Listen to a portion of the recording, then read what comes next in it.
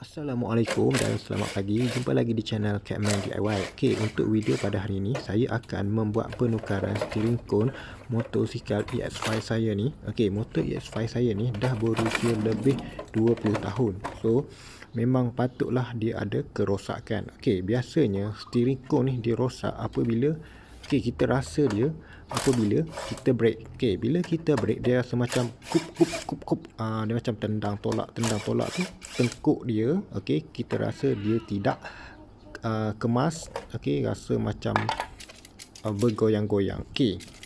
Okey, masalah ni bukan hanya menyebabkan penunggangan kita tak selesa, tetapi juga boleh menyebabkan kecederaan pergelangan tangan kita. Okey, saya pernah cedera tau waktu brake emergency. Okey, dia macam tendang balik tangan, memang sakit lah.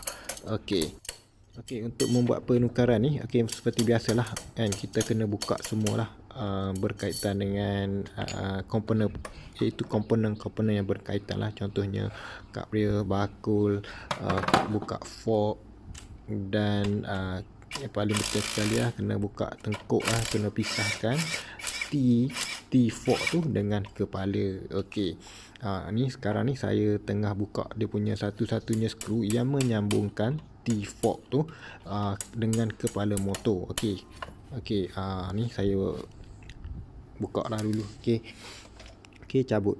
Okey, sebenarnya motor ni kan tak pernah membuat penukaran steering cone.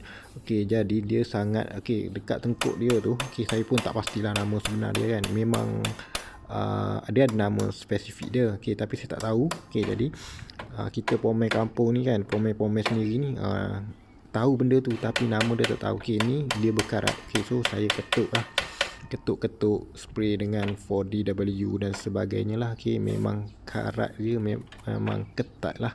Okey, nampak macam pomen tak pandai kan. Okey, tapi nak buat macam mana kan, dia memang melekat.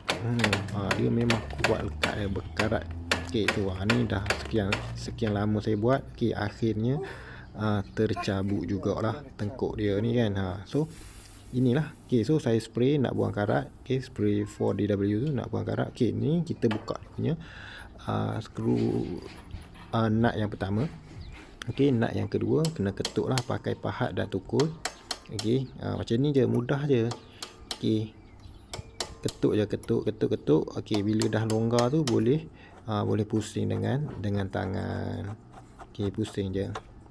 Okey, dah pun tercabut lah T dengan body tu. Okey, kalau kita tengok, okey, dia punya bearing semua dah terabur lah. Okey, sebab dulu memang bearing dia tak ada bracket tau. Yang menyebabkan masalah ni adalah minyak grease dia dah kering. Okey, minyak grease dah kering. Jadi biji-biji dia tu kedudukan dia berterabur lah senang cerita kan. Okey, ni dah mungkin ada yang pecah dan sebagainya lah. Okey, ni steering cone yang saya beli.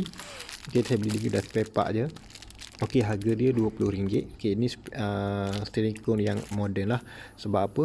Sebab dia punya ni dalam bracket. Okey, kita cuci dululah minyak-minyak lama, minyak grease dan sebagainya. Kita cuci dulu. Okey, supaya senanglah kita nak buat kerja nanti kan. Bersih kan. Okey, bersih bangkuk atas, bangkuk bawah dan sebagainya lah. Okey, nanti mangkuk ni kita akan ketuk keluar tau. Okey, ni steering cone yang saya maksudkan tadi. Ni. Okey, steering cone ni bearing dia dah ada dalam dia punya bracket lah. Okey, yang pertama sekali kita kena pahat keluar dia punya saya pun tak tahu nama dia sebenar. Okey, ni dia, saya panggil dia macam mangkuk lah untuk letak minyak dengan bearing tu. Okey, pahat je keluar. Okey, pahat keluar. Okey, kat hujung sekali tu ada getah tau, kena simpan. Okey, seterusnya saya akan ketuk keluar dia punya mangkuk yang kat dalam body, tengkuk body tu. Okey, kena ketuk kuat sikit lah, sebab dia ketat tau. Ketuk je. Okey, boleh pakai apa-apa sahaja alatan, tapi jangan ketuk kuat sangat, ketuk perlahan-lahan. Maknanya kita tolak lah sikit demi sikit kan, lama-lama dia tercabut lah. Okey, sekarang tadi mangkuk tu dah cabut. Okey, so getah ni saya tak ingat nak beli getah ni. Okey, hari ni hari Ahad, jadi saya terpaksa gak pakai getah tu. Okey, jadi benda ni tak pernah buat tengok sendiri kan apa dia kan. Besi tu kena ketuk. kena bila yang cabut tadi, kemudian kita letak yang baru. Okey, kita ketuk bagi dia kuat lah. Okey, ketuk perlahan-lahan bagi dia kemas. Okey, kemudian saya sapu bearing, sapu minyak grease. Kemudian letak bearing. Okey, letak bearing, sapu minyak grease. Okey, sapu minyak grease secukup rasa lah. Okey, kemudian dekat sini kita bersih-bersih. Kemudian kita letak mangkuk yang daripada steering cone yang baru tadi lah. Okey, ketuk ya. Okey, tadi kita dah buka kan. Ni kita masukkan yang baru. Sebab apa kita kena masuk yang baru? Sebabnya design yang lama dengan yang baru tak sama tau, tak boleh pakai. Jadi kena tukar juga. Okey, ketuk je, ketuk pakai tuku. Okey, ketuk bagi dia masuk semua. Okey, kemudian kena pahat sikit lah sebab dia macam ke dalam sikit, ke dalam. Okey, ketuk je dengan pahat tu perlahan-lahan. Okey, dia akan masuk lah. Pastikan betul-betul rapat ya. Pastikan tidak ada free flay lah kata, bagi rapat. Okey, pahat je, pahat je. Okey, memang ambil masa sikit lah sebab dia kat bawah kan. Tak apa, kena sabar lah kan. Kalau tak nak penat, upah je bengkel buat. Okey, kemudian sapu je minyak grease. Okey, sapu secukup rasa lah. Okey, kemudian kita masukkan. Ni saya test dulu. Okey, masukkan. Okey, sedap lah. Okey, dia punya smooth lah. Okey, kat atas pun kita kena ketuk keluar juga mangkuk dia ni. Okey, ketuk keluar. Kat atas mudah je sebab dia kecil kan. Dia tak begitu kuat. Okey, ketuk je sampai dia tercabut. Okey, dah tercabut. Okey, ambil 4DW tu, bersihkan. Okey, lap-lap dia dengan kain. Okey, ni saya letak grease sikit lah nak bagi dia senang masuk.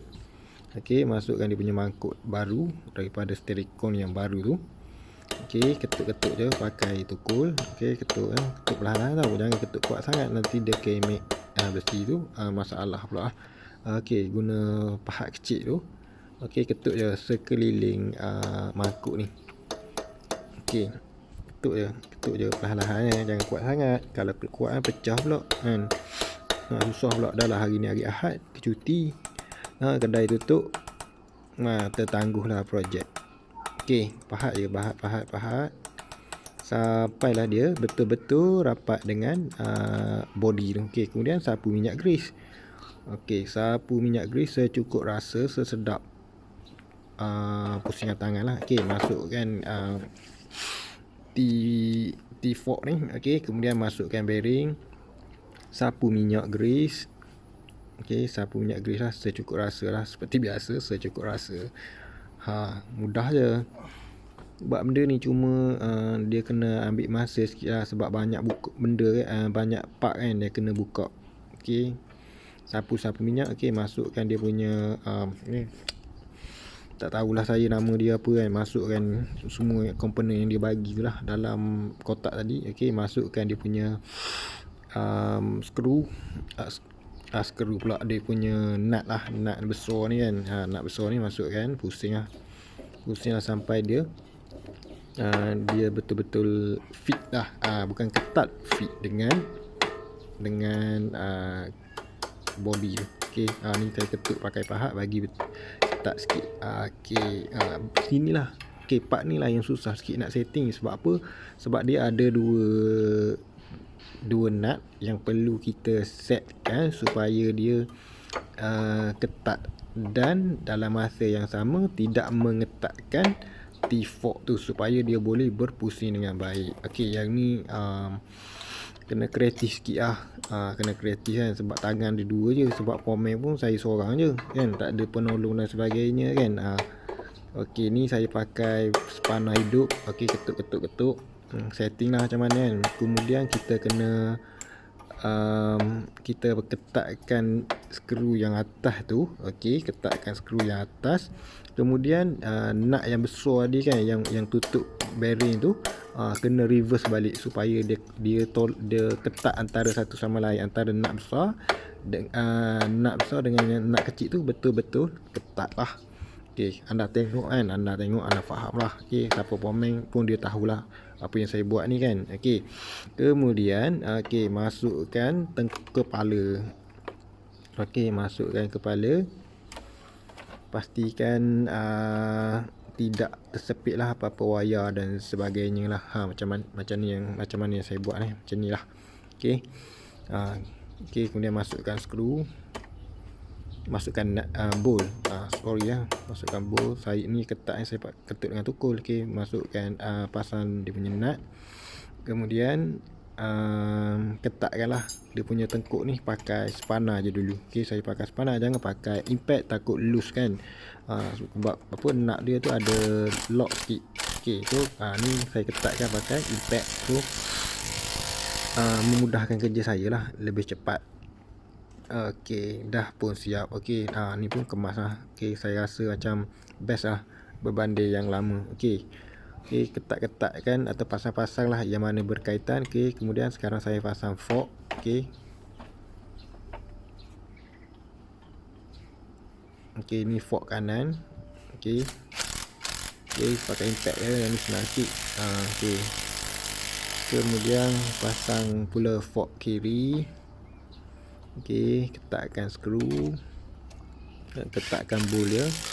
Okey. Okey, dah start tu. Okey lah. Boleh lah. Okey, pasang dia punya mudguard depan.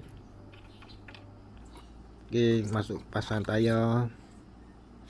Ni ulangan je lah kan. Nak buat satu kerja tapi banyak kerja lain yang terpaksa kita buat kan. Okey, macam ni lah. Memang banyak lah kerja yang kena buat. Kalau pergi kedai komen minta RM20-30 tu, jangan cakap mahal lah, sebab ambil masa juga, mungkin sejam hingga 2 jam kan. Terpulang lah kepada harga bengkel. Okey, ni saya buat sendiri, tak adalah bayaran upah kan, sebab motor sendiri. Okey, kerja dia memang penat lah, berpeluh-peluh. Tambahan pula sekarang bulan puasa, memang agak mencabar lah. Okey, so startkan lah mana yang patut kan. Okey, dah siap. Okey, jangan lupa tau, impact ni kadang-kadang dia menipu je, dia tak ketat sebenarnya. Kena check, double check. Okey, kemudian saya pasang dia punya emblem semua tu lah. Okey lah, pasanglah apa-apa yang patut. Okey, so sekarang motor pun dah siap. Motor pun dah siap. Okey, saya dah cuba tadi, sudah tak ada lah penyakit bila break depan dia sudah tak ada.